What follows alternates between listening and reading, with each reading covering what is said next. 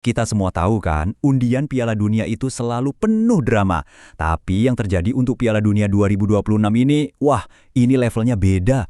Kali ini kita bakal ngomongin soal panggung di mana para pendatang baru langsung dipaksa berhadapan sama dewa-dewa sepak bola. Siapa aja mereka? Yuk, kita bedah bareng-bareng.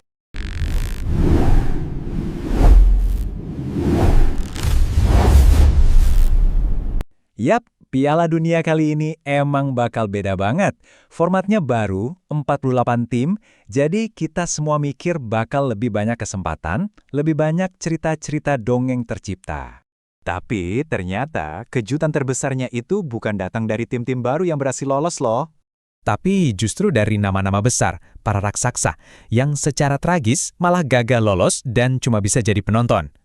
Ini sih bener-bener bikin kaget. Oke, jadi siapa aja nih raksasa-raksasa yang lagi apes nih? Coba kita lihat daftarnya. Gila kan? Ada Italia, Denmark, bahkan Polandia yang punya seorang Robert Lewandowski. Belum lagi raksasa Afrika, Nigeria, sama Chile yang 2 kali juara Copa America. Ini bukti nyata, walau slot ditambah, kualifikasi itu tetap jadi medan perang yang brutal banget. Dan khusus buat Italia, ini udah kayak tragedi nasional.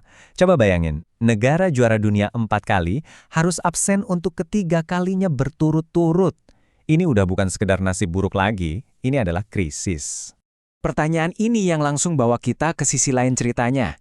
Karena di saat para raksasa jatuh, pintunya justru kebuka lebar buat para pendatang baru yang haus banget buat unjuk gigi di panggung dunia. Nah, ini dia mereka, para pahlawan baru yang siap bikin gebrakan di panggung dunia untuk pertama kalinya. Ini dia 4 negara yang sukses mengukir sejarah: Curaçao, Cape Verde, Yordania, dan Uzbekistan. Buat mereka semua, ini adalah momen puncak, penampilan perdana di panggung termegah, sebuah pencapaian yang luar biasa pastinya. Tapi, euforia kelolosan mereka kayaknya langsung diuji sama takdir. Hasil undiannya ini kayak punya selera humor yang kejam banget, karena mereka nggak dikasih jalan yang mulus sama sekali. Mereka langsung dilempar ke kandang singa. Dan disinilah skenario klasik itu tercipta, David melawan Goliat. Yuk kita lihat satu persatu ujian super berat yang udah nungguin para pahlawan baru ini. Kita mulai dari Yordania ya. Setelah perjalanan kualifikasi yang heroik banget di Asia, hadiah yang mereka dapat adalah ketemu sama sang juara bertahan Argentina. Gila. Debut mereka di Piala Dunia langsung dihadapkan sama Lionel Messi dan kawan-kawan. Ini ujian mental dan fisik yang nggak main-main. Lanjut, kita ke Curaçao. Sedikit fakta menarik, mereka ini negara dengan populasi paling sedikit yang pernah lolos ke Piala Dunia loh. Sebuah prestasi yang historis banget. Lawan mereka di grup E adalah Jerman, sang juara dunia 4 kali. Coba bayangin pertarungan ini. Negara debutan yang populasinya kecil banget, melawan salah satu mesin sepak bola paling sukses dan efisien dalam sejarah. Terus, gimana nasib wakil Afrika? Cape Verde. Perjalanan mereka yang impresif di kualifikasi ternyata membawa mereka ke grup H, di mana udah ada yang nungguin Uru.